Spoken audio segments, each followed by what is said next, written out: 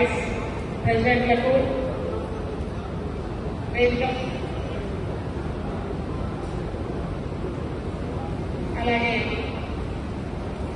General సెక్రటరీలకు, కార్యదర్శులకు, EC మెంబర్లకు, Congress party అనుబంధ సంఘాల నాయకులకు, వేదిక పైన పెద్దలకు, మండల ప్రెసిడెంట్లకు, కాంగ్రెస్ పార్టీ మండల అధ్యక్షులకు, గ్రామ అధ్యక్షులకు, మహిళా సోదరులకు,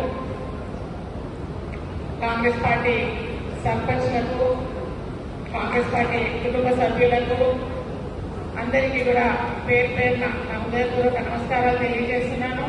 పత్రికా మీడియా, ప్రింట్ మీడియా వారికి కూడా నా హృదయపూర్వక నమస్కారాలు తెలియజేస్తున్నాను. మొదటగా మీ అందరికీ కూడా కంగ్రాచులేషన్స్. మన స్టేట్లోనే జనగాం జిల్లా 2వ స్థానంలో ఉన్నందుకు మీ అందరికీ కూడా కంగ్రాచులేషన్స్ తెలియజేస్తున్నాం. ఈరోజు స్టేట్లోనే 2వ స్థాయి మనకు సెకండ్ ర్యాంక్ రావడానికి అందులో ముఖ్య పాత్ర వహించిన మన పెద్దలు సీఎం గారికి నేను అభినందన తెలియజేస్తున్నాను. అలాగే ప్రతి ఒక్కరు కూడా బిఎల్ఏలు, అలాగే ప్రతి 10 బూత్లకు గాను ఒక అబ్జర్వర్లుగా, సూపర్వైజర్లుగా ఉండి పనిచేసిన ప్రతి సూపర్వైజర్కి, బిఎల్ఏలకు అందరికీ కూడా నేను హృదయపూర్వక నమస్కారాలు, కంగ్రాచులేషన్స్ తెలియజేస్తున్నాను. మీరందరూ కూడా ఇంటింటికి వెళ్ళి బిఎల్ఓలతో వెళ్ళి మీరందరూ ప్రతి ఇంటింటికి వెళ్ళి 100% చేసినందుకే ఈ రిజల్ట్ వచ్చింది అని చెప్పేసి నేను నమ్ముతున్నాను. మరి ఈ ఫస్ట్ ఫేజ్ అయితే కంప్లీట్ చేసుకున్నాం. మరి ఇంతకు అయిపోయిందా? సినిమా ఇంటర్వెల్లో ఉన్నాం మనం, క్లైమాక్స్ దాకా వెళ్ళలేదు. ఓన్లీ ఇప్పుడంటే సెకండ్ ఫేజ్లోకి ఎంటర్ అవుతున్నాం. సెకండ్ ఫేజ్ ఎంటర్ అవుతున్నాం అంటే దాని ఉద్దేశం మనం జనగామ జిల్లా అంటే కేవలం 12 మండలాలు కాదు.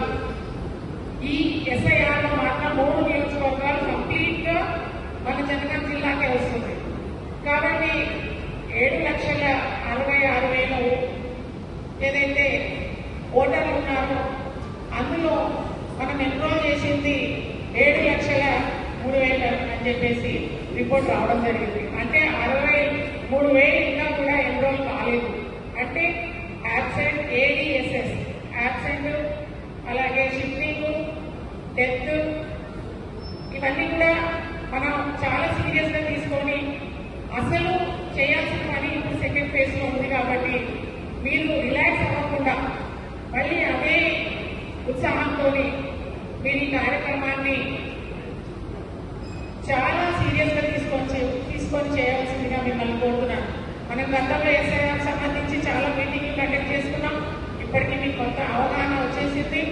మరి మీరు నెక్స్ట్ చేసేది ఏదైతే ఉందో కేవలం బిఎల్ఏ మాత్రమే చేయాలి అని అనుకోకుండా ప్రతి ఒక్కరు కూడా పార్టిసిపేట్ కావాలి. ప్రతి ఒక్క కాంగ్రెస్ పార్టీ కార్యకర్తలు, లీడర్లు అందరూ కూడా ఇన్వాల్వ్ అయ్యి ఏదైతే ఏడిఎస్ఎస్ ఉందో ఆ ఒక్క ఓటు కూడా పోకుండా మీరందరూ కూడా కాపాడుకునే విధంగా మీ కార్యక్రమం ఉండాలని చెప్పేసి మీకు కోరుతున్నాను.